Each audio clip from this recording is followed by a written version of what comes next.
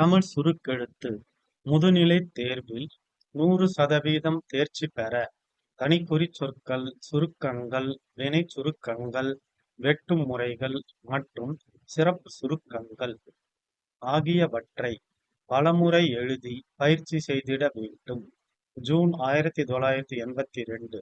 தனிக்குறிச் சொற்கள், சுருக்கங்கள், வினைச் சுருக்கங்கள். ஆண்டுகளில் இந்த எவ்வளவு இருக்கிறது என்பதை இங்கே ஏற்பட்டிருக்கிறது.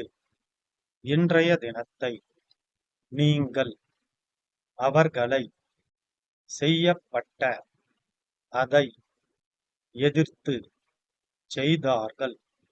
அவர்கள் கொண்டு அதற்கான செய்து வந்திருக்கிறார்கள். அந்த அடிப்படையிலேயும் இது போன்ற பல நிறுவனங்கள் என்பதில் எவ்வாறு, தற்பொழுது, எங்கு, எப்படி கொண்டிருக்கிறது, சர்வகலாசாலைகள் ஏற்படுகிறது என்று ஏற்பட்டிருக்கிறது. இதற்கு காரணங்கள் இருக்கின்றன. இன்றைக்கு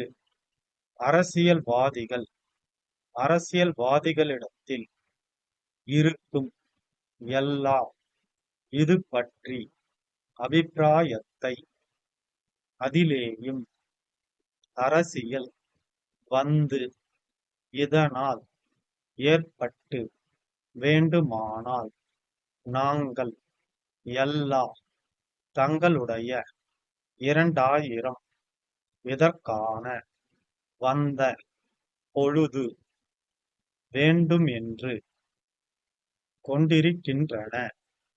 ஆனால் இல்லாமல் ஒவ்வொரு நீங்கள் செய்து ஏற்பாடு செய்யவும் அவ்வாறு ஒவ்வொன்றும் மட்டுமே எங்களால் வெட்டுமுறைகள் மேலும் மேலும் அரசியல்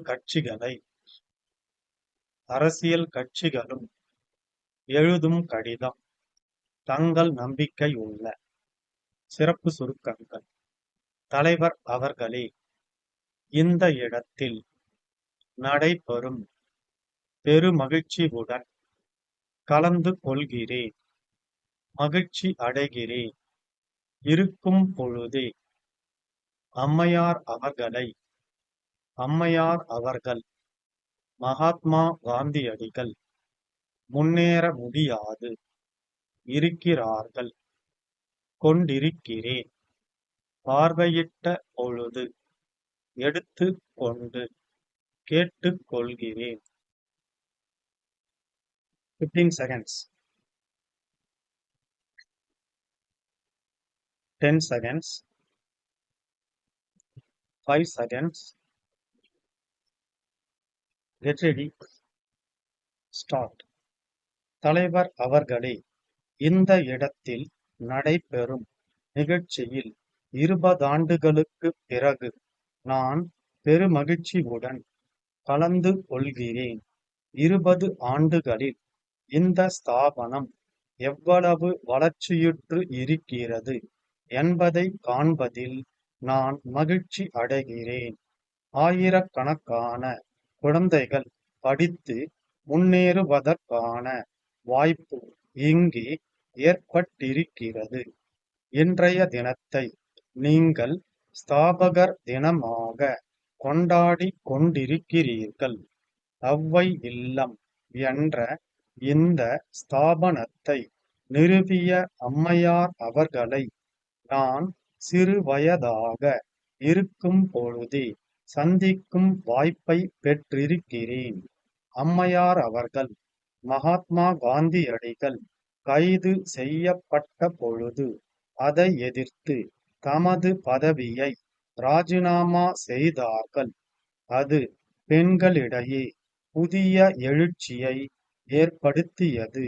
தொடர்ந்து அவர்கள் நாட்டின் விடுதலை போராட்டத்தில் அக்கறை கொண்டு அதற்கான முயற்சிகளை செய்து வந்திருக்கிறார்கள்.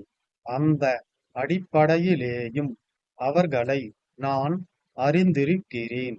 அம்மையார் அவர்கள் இது போன்ற பல ஸ்தாபனங்களை பல தடைகளுக்கிடையே ஆரம்பித்தார்கள். ஆகவே அவர்கள் ஆரம்பித்திருக்கும் இம்மாதிரியான நிறுவனங்கள் மேலும் மேலும் வளரும் என்பதில் சந்தேகம் இல்லை.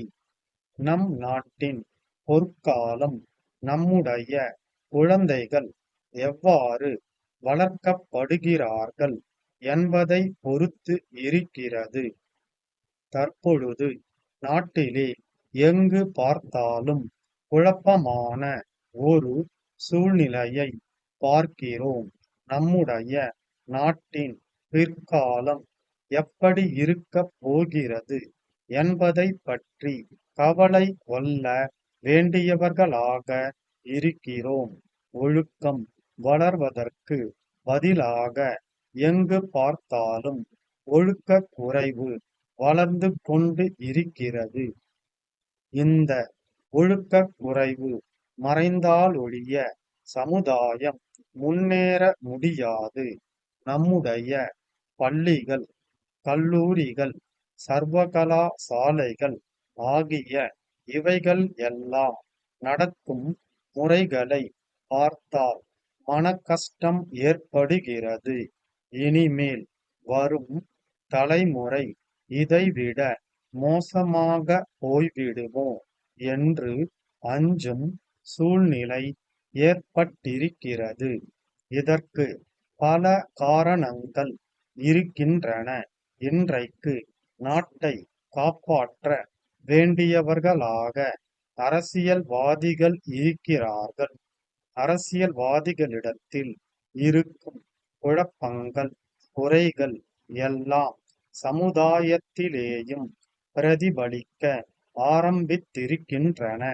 நானும் ஒரு அரசியல்வாதி என்ற முறையில் என்னுடைய வர்க்கத்தை பற்றி குறை சொல்லிக் கொண்டிருக்கிறேன்.